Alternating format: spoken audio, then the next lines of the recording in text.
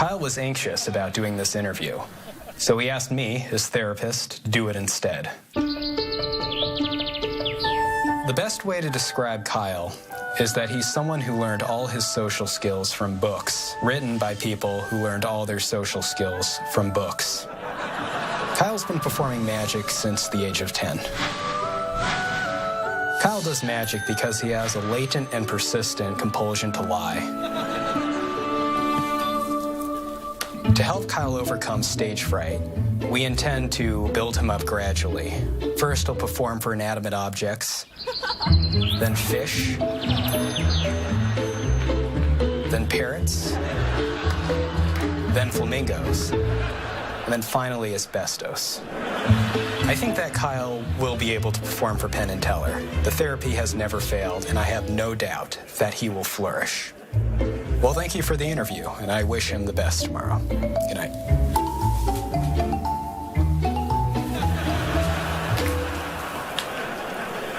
Who was that? As his bio states, our next act emerged from his mother 23 years ago covered in amniotic fluid. Well, I can't think of a more beautiful introduction myself, so please welcome the young and recently showered Kyle Eschen.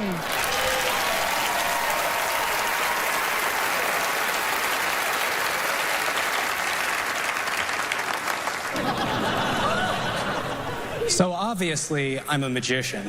I think that's the third best thing about me. The second being my hygiene. The first being the fact that I'm not an arsonist. I got my start at children's birthday parties. I'd say clever things like, "Hey kids, which hand holds the shrimp?" Wrong, you're all flawed human beings. They all loved me, though not everyone has been so enamored with my act. For instance, and this is a true story, after one show, a woman walked up to me and said, "You're rather socially awkward on stage. Do you have Asperger's?" And I thought that was a strange question to ask, because that's usually my pickup line.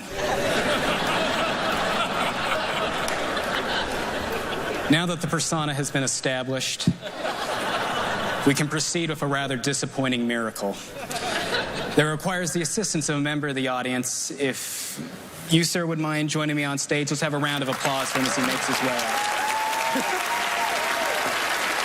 Thank you very much for coming up here. If you wouldn't mind just standing here. No one likes to be summoned from the crowd to assist a magician, so I do appreciate it. This trick requires a very special prop, which I keep in a very special place.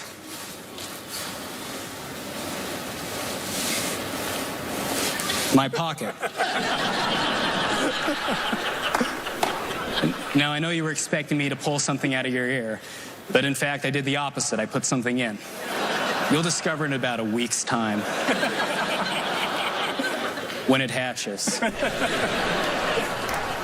Magicians are terrible at dating, so we need some mechanism by which to pass on our genes. Who knew that magicians reproduced in the same manner as the African botfly? The real secrets of magic revealed. We have here a rather unusual deck of cards, blank but for a list of my favorite things. I'll rattle some of them off. We have here waffles, beans, liver, lint, wood chips, doorknobs, bleach, pollen, the usual suspects. The important point is that they're all distinct. There are no duplicates among them. I actually have a compelling theatrical motivation for having these, but I'm going to skip that because nobody cares. We require one of these cards to be picked, one item to be picked. So as I run my thumb down the side of the deck, please just say stop anytime. Stop. Here? Yep. Please hold out your palm up. I will deal you that card. And please cup your other hand beneath as if holding water or perhaps bile. My favorite emulsifier, though I don't think I'm alone in that. Notice, by the way, I say water. He cups his hand one way, or bile. There's a slight shift in posture.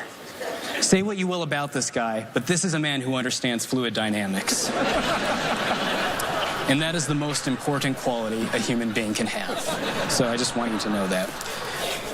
We have here a silk handkerchief, the last remaining prop, and I will non-verbally display the fact that it is empty by flinging it several times toward the gentleman. Now that I've established dominance, I will reveal the name of the item selected. And you might not be able to tell this at home, but the mood in this theater is tense. Lentils. You picked lentils. Now, earlier I warned that this was going to be a disappointing trick, but even I cannot anticipate the extent. Please keep your hands cupped, sir, and rivet your attention to the handkerchiefs. Watch. As cascading forth, we find the birth of lentils. Lentils by the billions streaming forward. You may keep this as a token of gratitude for coming up here. Thank you very much for your help, so you go back to your seat. My name is Kyle Eschen. Thank you for your attention. Well, I'm certainly glad he didn't pick liver. That would have been gross. Hi, so you won't be upset if I don't call you for my daughter's birthday party, right? I will not. Okay, good. You seem like a happy guy, huh? Ecstatic. Yeah, I could tell. And what actually brought you into magic? Like, when did you decide that's what you wanted to do? A family friend showed me a card trick, and he would not tell me how it was done. So in retaliation, I spent 13 years learning the craft. That's commitment. Is this like your character? Or is this who you are? I toned down the awkwardness for the stage. Gotcha. Good to know. All right, cool. One last thing before we go to the guys. Yes. Do you have any recipes that you can do with the lentils? I eat lentils dry, although they're good seasoned with a little bit of saline. Gentlemen? We love you. Thank you.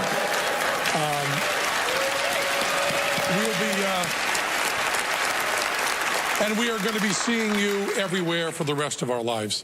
You're going to do one. You're going to be a force to be reckoned with. There's no doubt about that. I really don't want to talk at all about the magic, although I love the fact, and this will serve you very well for the rest of your life, that you are able to stand with your hands as though you were palming something, even when you're not palming something. It's very natural for you. That'll be very, very useful. But I want to say that you did something truly impossible and truly amazing here. The best thing we can say about you is you are doing something that many, many magicians try to do and very few pull off, and that is, whether you fool anybody or not, you are funny. Really funny. That compliment is better than any trophy, right? I mean... That is true. All right. It's a worthwhile trade-off. Right, but you know that you probably didn't fool them, but... Not at all. That they might become a trio with you. No, maybe? You're just so funny, so great. Yes, you are so amazing, so wonderfully amusing, and slightly scary, but we love you. Okay, so thank you, Kyle Eschen.